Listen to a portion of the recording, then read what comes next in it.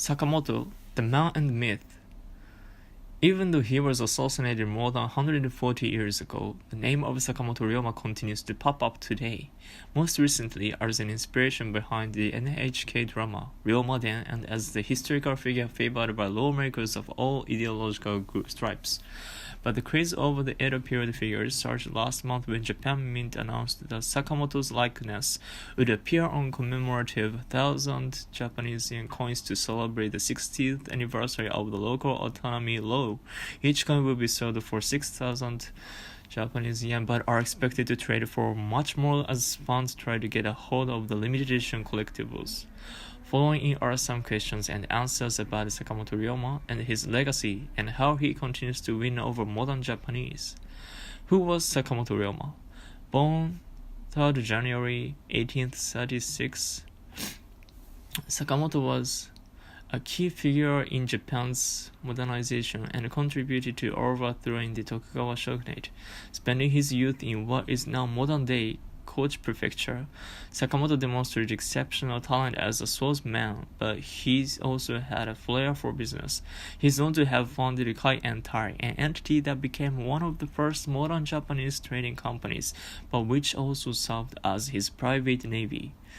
Sakamoto was a pro-emperor and anti-Tokugawa activist who had a vision of ending feudal reign and swiftly modernizing a country that had isolated itself from the rest of the world.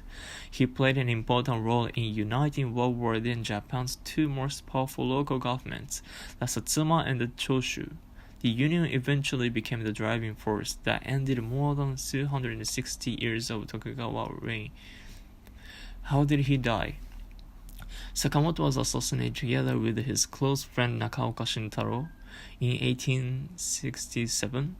During their stay at an inn in Kyoto, pro-Tokugawa assailants were believed behind the assassination, but the true killer remains a mystery to this day. Sakamoto is among those enshrined at Yasukuni Shrine in Tokyo. What was his biggest contribution? Hiroki Ochai, a professor of Japanese history at Meiji University, says Sakamoto played a pivotal role in uniting the Satsuma and Choshu governments, which were on bad terms. The two groups, which had gone to war at one point, formed an alliance after Sakamoto bridged the gap between them.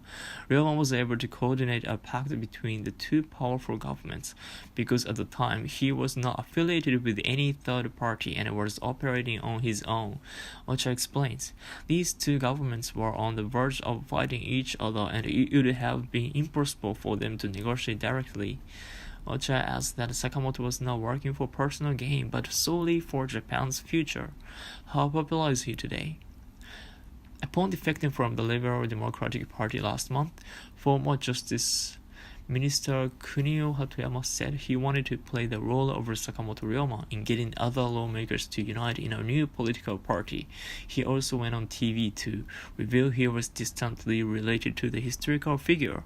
Apparently, Hatoyama's cousin's wife's cousin is the great grandson of Sakamoto's older sister. Asked to comment on Hatoyama's statement, Land Minister Seiji Maehara said he felt extremely displeased, as he is a huge Sakamoto Ryoma fan. But lawmakers claiming to be a fan of the Edo period hero are ubiquitous in politics today. During a lower house session in February, your party chief Yoshimi Watanabe said his group is playing the role of Sakamoto Ryoma, telling lawmakers that those seeking the restoration of Japan should join forces with him. Former LDP Secretary General Hidenao Nakagawa's website used the catchphrase, "Let us all play the role of Ryoma."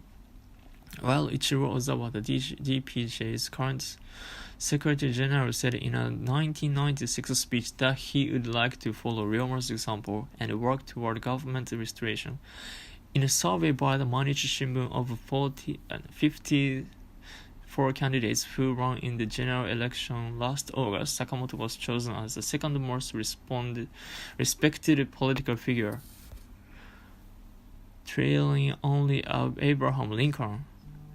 What kind of a future did he seek for Japan? Sakamoto's letters were often critical of the bureaucratic nature of the Tokugawa shogunate. I am strongly determined to fight the bureaucrats who are traitors to their country and clear them away. I intend to wash down Japan once again, he wrote to his older sister Otome in August 1863. Ryoma envisioned a country where the public can unite under an impartial power, hoping to create a state in which the opinion of the masses is stronger than a single figure, Meiji University's Ochai says. In other words, despite living under the shogunate, he already foresaw the prospect of creating National Assembly. What makes him so popular? In a survey conducted by LifeNet Insurance CEO. In January, 14.2% of the 1,000 people polled said Sakamoto Ryoma is most fit to be described as Japan's version of Barack Obama because he was innovative and displayed strong leadership that changed the country. Ocha says Sakamoto's passionate intent to build a new country and his free-spirited acts are what continued to resonate with young and old alike. Ryoma was acting mostly on his own without taking orders from his superiors. He also remained true to his beliefs, while never acting for personal gain or fame. Ocha says, it's unusual that a person can do that, and it is a characteristic that is very attractive to many modern Japanese.